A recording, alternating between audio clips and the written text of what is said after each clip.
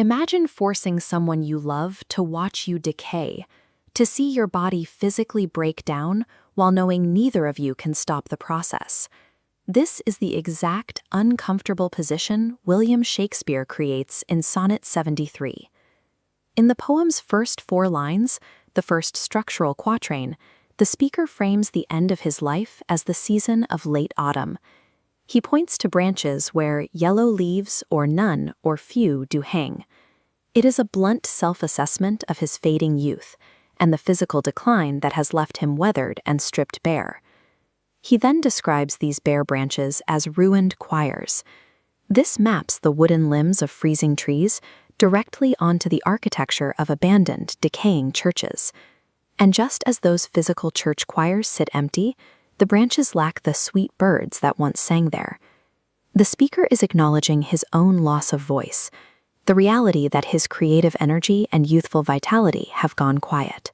The speaker maintains a heavy focus on the observer, explicitly telling his younger beloved, "In me thou seest," this harsh, inescapable reality. At this stage of the poem, the approach of the end is still measured on a macro scale. In this first stanza, Geth is approaching at the speed of a changing season, leaving the speaker's time to be measured in months. In the second stanza, the timeline violently accelerates. The poem's metaphor shifts inward, shrinking from the wide turning of the earth down to the span of a single fading day. The speaker identifies with the twilight of such day, as after sunset faded in the west. His life has passed its active daylight phase, leaving only a brief afterglow. Creeping in right behind that sunset is black night. Shakespeare treats night as an active entity, defining it as death's second self that moves in to permanently seal away the light and lock the world in rest. The poem's structure manipulates time. Quatrain 1 suggests a wide bracket of months remaining. Scaling down for Quatrain 2, the trap springs shut. Shifting from autumn to twilight, the speaker shows death is speeding up, collapsing the timeline from months to hours. By the third quatrain, the environment shrinks again. The poem moves from the wide, darkening sky down into the suffocating intimacy of a dying hearth fire. The speaker compares himself to glowing embers lying on the ashes of his youth. This is a life in its absolute final stages of combustion. This creates a paradox.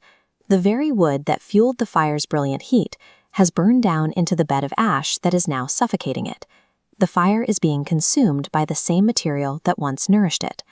Looking back at our timeline, the remaining window compresses a final time into a tiny dot.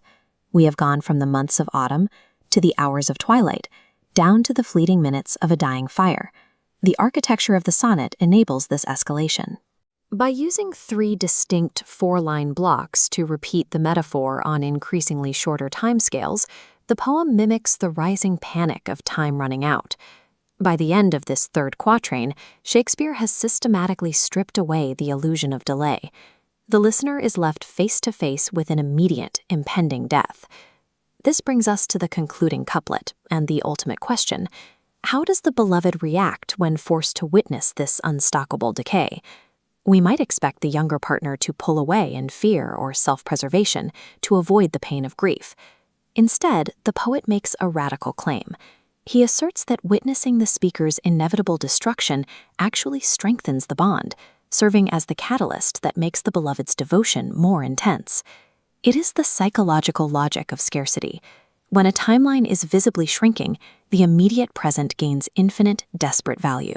The final line makes this clear: to love that well which thou must leave ere long.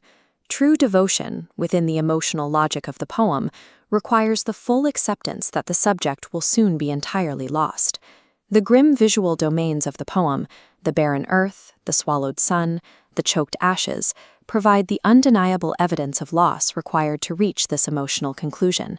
The sonnet structure dictates this journey. The first 3 quatrains act as a pressure cooker, building tension by shrinking the clock, while the final couplet releases that tension into a profound philosophical realization. The poem suggests that mortality, the absolute certainty of impending loss, is what compels human affection to reach its highest intensity.